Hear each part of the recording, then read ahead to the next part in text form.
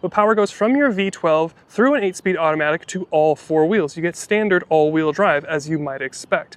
But this thing is large. It's got similar dimensions to a Tahoe. It's about 6,000 pounds of curb weight, and it's nice that you have a rear steer module here. The turn-in is actually pretty aggressive. It makes me wish the seats were a little bit more bolstered, but that would be sacrificing a little bit of comfort in trade-off of sportiness, which is not what this thing is about. But you do have 4-corner air suspension, and you do have controls on that center console to adjust things like ride height.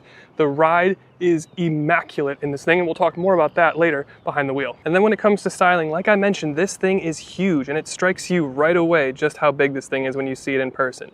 But it is draped in the most beautiful of colors. This is Bohemian Red, and there's red in it, there's some browns in it, there's some plum in it, depending on where you are on the car. It just looks spectacular.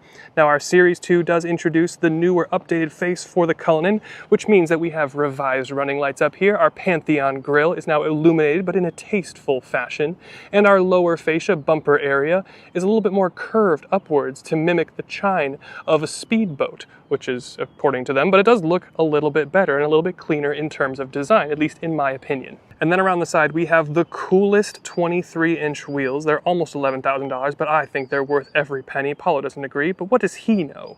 They're really, really cool. They're Gatsby-esque Art Deco, and they just look the business. But the rest of the profile is really pretty simple.